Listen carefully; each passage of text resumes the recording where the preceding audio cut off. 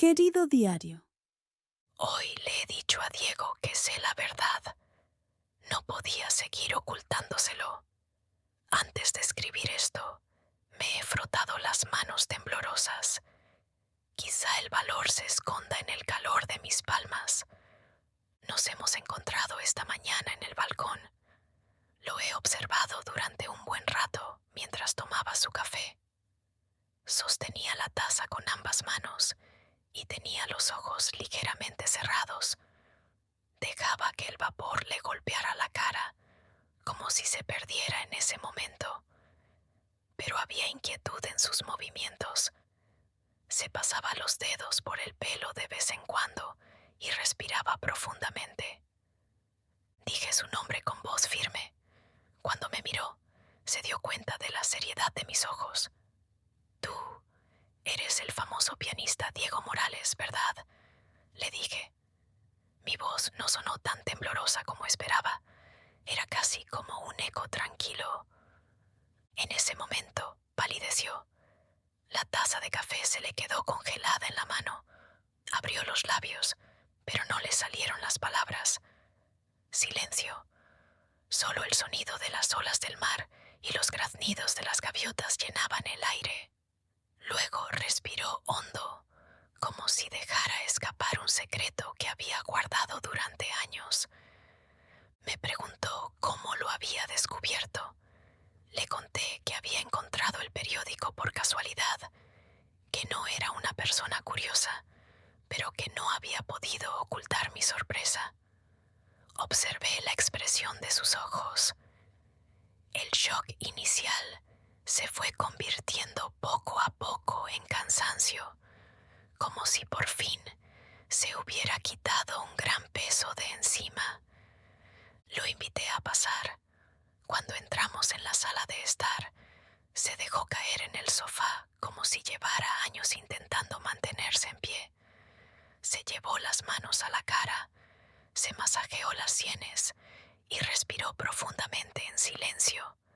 Se preparaba para hablar. Y entonces contó su historia.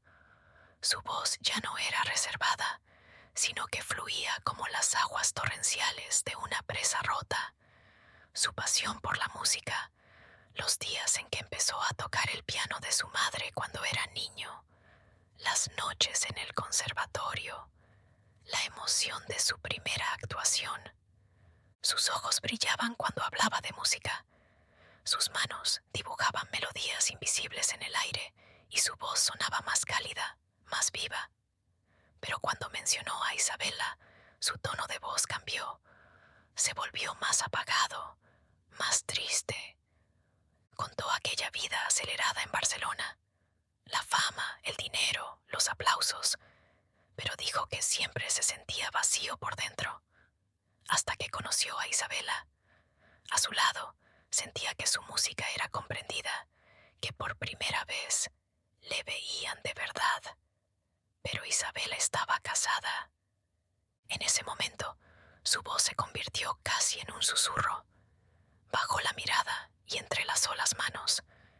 Me contó que amaba locamente a Isabela, pero que ese amor lo había destruido. Con la venganza del marido de aquella mujer, no solo había perdido su amor, sino también su carrera. Luego me contó el colapso que siguió, cómo se le cerraron las puertas de los escenarios, cómo ni siquiera quería mencionar el nombre de su discográfica. El dolor que transmitía cada una de sus palabras resonaba en la habitación. No podía ocultar el temblor de sus manos. ¿Pensaste en dejar la música?, le pregunté. Con una leve sonrisa, una sonrisa mezclada con dolor, dijo: ¿cómo podría dejar la música? Es mi respiración.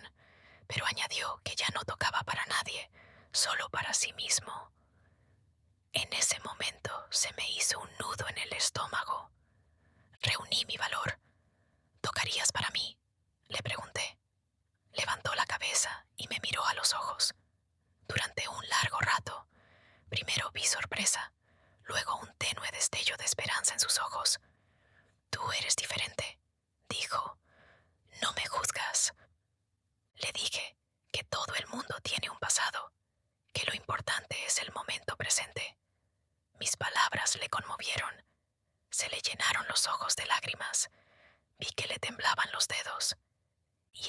noche tocó para mí la balada número 1 de Chopin. Cuando se sentó al piano, el ambiente de la habitación cambió. Cuando tocó la primera nota, se me hizo un nudo en la garganta. Mientras tocaba, el tiempo se detuvo. Tenía los ojos cerrados y sus dedos parecían seguir el ritmo de una danza sobre las teclas. Su música lo tenía todo: dolor, nostalgia, esperanza y quizá un amor que no sabría nombrar.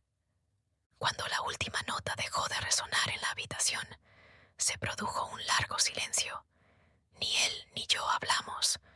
Solo nos quedamos embrujados por ese momento. Sus dedos seguían tocando las teclas, con los ojos cerrados, esperando en silencio. ¿Qué opinas, querido diario? Hice lo correcto. Decir la verdad nos acercó, pero también complicó las cosas. Sofía.